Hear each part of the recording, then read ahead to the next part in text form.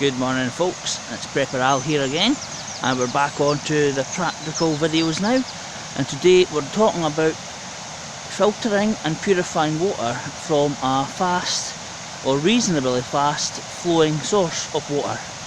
Now where I live we have a local stream or a burn which runs right through the middle of our town, and that leads all the way down to the sea.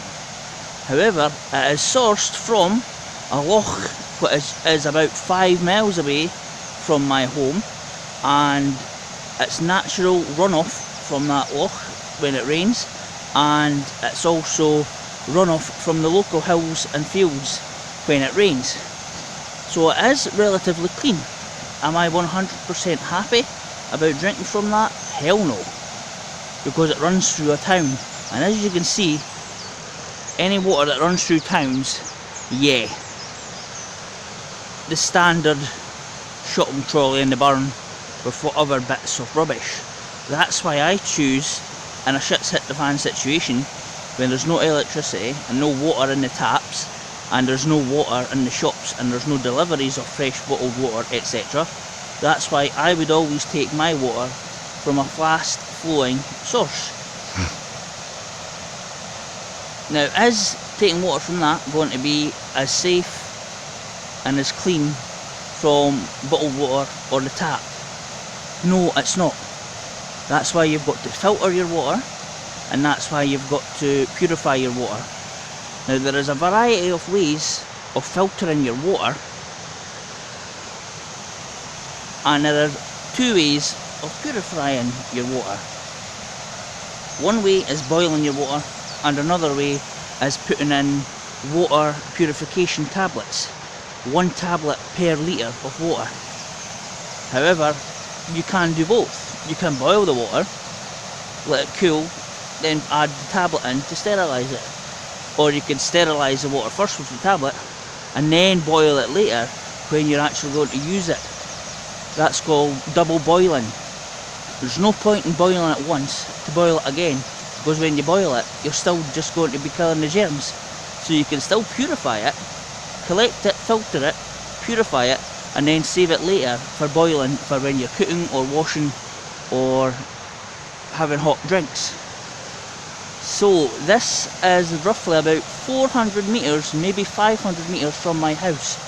It flows every day of the year. During the summer, during dry times, yeah, that's almost not so much a trickle, but it's very, very low and very slow, but it's still flowing, and this is where I would pick my water. So what I'm asking you now is, wherever you live, you need to find one of these. There will always be a stream, a river or a burn running through a town or a city.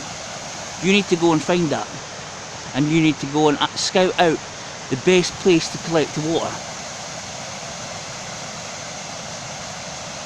Is that my only source of water? No. There are other sources of water in my town, but they're called still water. Ponds, swampy, marshy areas.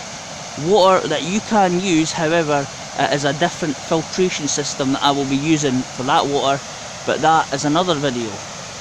I'm going to make 2 videos today. This video talking about this water here, which I will be using, and how to filter and purify water from a fast flowing source.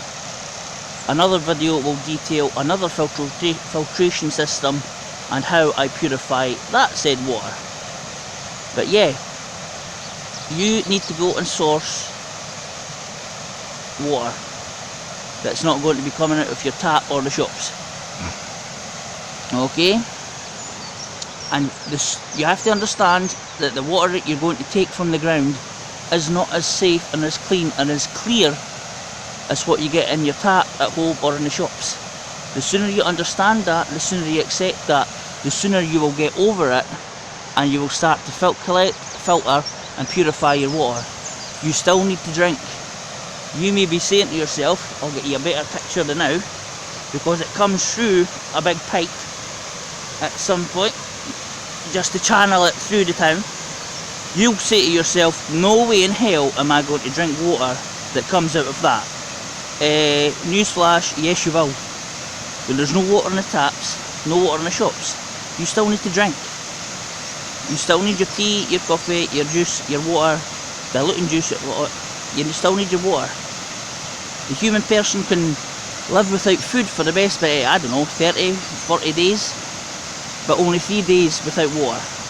So if you're not prepared to do what it takes to filter water and purify it as best as you can, then you're dead within 3 days. What's that, 72 hours? So I'm going to be drinking out of this. It's a bit dangerous today because it's quite fast flowing and accidents happen, and I don't want to be in the local papers, local man dies getting water from burn.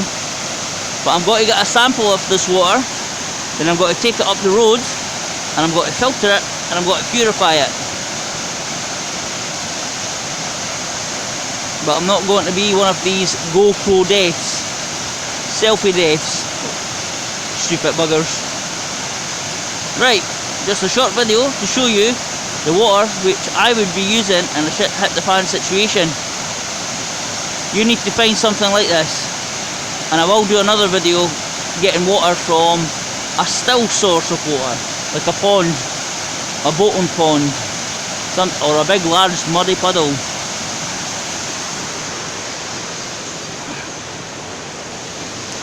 So, water filtration and purification from a fast or flowing source. Right, I will see you in the next video when we're doing the actual filtration and purification. Goodbye.